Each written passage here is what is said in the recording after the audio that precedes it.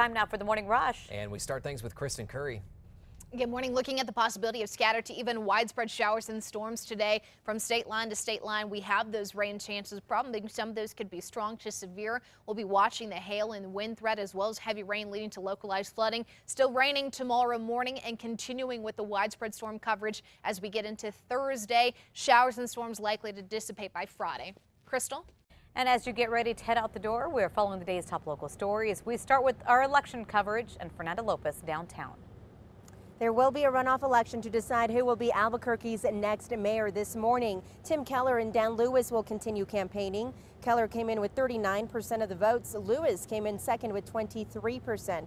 15,000 votes separate the two candidates. Keller thanked his supporters last night at Red Door Brewing Company in downtown, talking about his vision for the city. Lewis celebrated at Flick's Brew House on the west side, saying he's ready for a runoff. Adam? Most incumbents will get to keep their seat on the city council. The unofficial results in District 1 on the west side show Democrat Ken Sanchez pulled ahead of his three opponents, holding on tight to a seat that he's already had for 12 years now. In District 3 in the southwest, incumbent Clarissa Pena also finished ahead, winning by 35 points over Christopher Cedillo. It looks like mayoral candidate Dan Lewis is not the only one headed to a runoff election. His District 5 seat in the far northwest will also likely see a runoff, this one between Republican Robert Aragon and Cynthia Borrego. This is the closest finish of the election. The unofficial results show less than 150 votes separate the pair. In the meantime, though, incumbent Diane Gibson easily won the race for District 7. She clinched the 35-point victory over Eric Lucero. And let's head to District 9 here, as it appears incumbent Don Harris will keep his seat with 57% of the vote over Paul McKinney and Byron Powdrell, just enough to not force a runoff. And this morning, voters overwhelmingly voted yes on bond questions totaling $125 million, which would help pay for everything from police and fire equipment to road repairs and even parks. You're going to find all of the election results running along the bottom of your screen this morning and at KRQE.com or on the KRQE News app. On to other news this morning happening today. President Trump set to travel to Las Vegas following the deadly mass shooting during a country music concert. He's expected to meet with wounded concert goers, those who treated them, and first responders. This as new photos of the crime scene are emerging. As of late last night, the suspect's girlfriend is now back in the U.S. Here she is on that plane from the Philippines. She's now in federal custody. Authorities are hoping she can shed light on what drove the suspect to open fire that night. This morning, Hobbs police chief is recalling what happened that night of the Las Vegas shooting. Chief Chris McCall was sitting in an elevated area near the stage when the gunfire broke out. He says he and his wife hit the ground immediately, eventually taking cover under the platform, then a gutter, and eventually hiding in a parking garage. Along the way, collecting strangers to take them to safety as well. McCall says his training kicked in as he looked for secondary threats, as concert goers were yelling about possible shooters on the ground as well. Adam?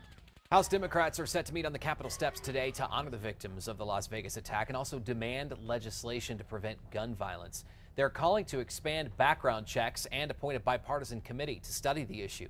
House Republican leaders said yesterday a bill to ease regulations on gun silencers would be shelved indefinitely. On to local news now this morning. The family of Manzano High student Jaden Chavez Silver says they now have closure. The teen who fired the fatal shots is now a convicted murderer and is said to be sentenced in about a month. Chavez Silver was killed 2 years ago in a drive-by when he was at a Northeast Albuquerque house party. A jury found 19-year-old Isaias Madrid guilty yesterday after he was charged for being the trigger man that night that he and his 4 friends shot at the home. The former president and CEO of Equifax are set to testify in front of the Senate Banking Committee this morning.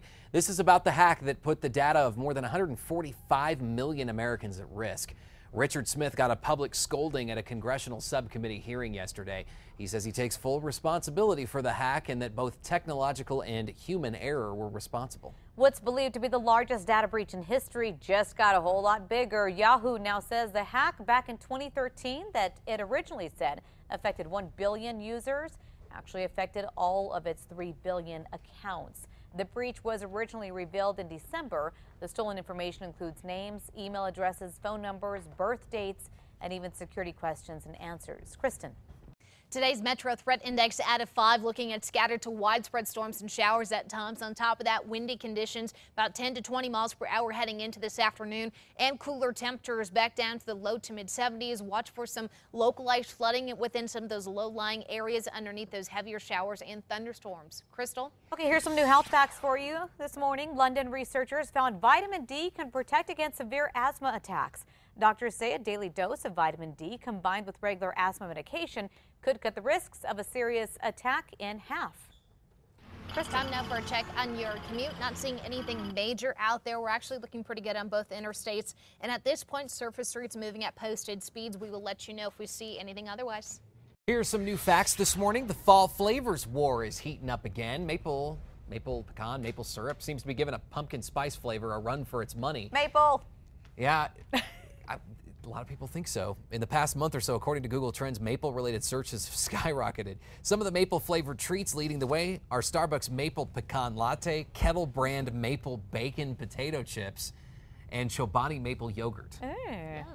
The chips, I don't know. Yogurt, I could do. Yeah. All right, pretty cool. Time for the 5 facts now. Let's start with number 5. This morning, some survivors of the deadly mass shooting in Las Vegas are waking up relieved that they were able to thank the courageous New Mexico stranger who saved their lives. We first spoke with Anthony Travis Monday morning live during this newscast. Danielle Rorick and her friends right there in that picture from San Diego, they called Travis their hero. They say when shots rang out, they froze until a man in a red hat put himself in danger by standing up and helping others hop over a fence to safety. When they ran off, he stayed behind to help more people. They put out a plea on social media to find the stranger. That's when they learned it was Anthony. At number 4, 5 Lobo football players are in the national spotlight again this morning. They recently spoke out explaining why they took a knee during the national anthem last weekend. Here's what 2 of the players said. UNM's defensive lineman Garrett Hughes says he kneeled against injustice in America right now.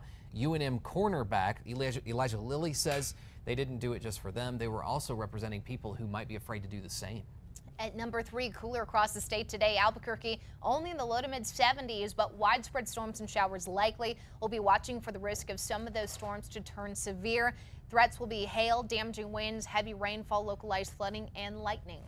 At number 2, the controversial ordinance calling for paid sick leave for Albuquerque employees failed to get enough support by the slimmest of margins. This race was called just before midnight. The numbers show the ordinance was voted down by only 718 votes. Our political expert Gabe Sanchez says he thinks the ordinance may be tweaked. We could see that issue pop up again. And again, these are unofficial numbers this morning. Let's move to number 1. Albuquerque will see a runoff election to decide who will be the city's next mayor. Unofficial results show Tim Keller is the front runner in this, pulling in 39% of the votes. He will face off against Dan Lewis, who came in second in the mayoral race with 23%. About 15,000 votes separate the 2 candidates. Since neither candidate walked away with 50% of the vote, again, they will be facing off come November.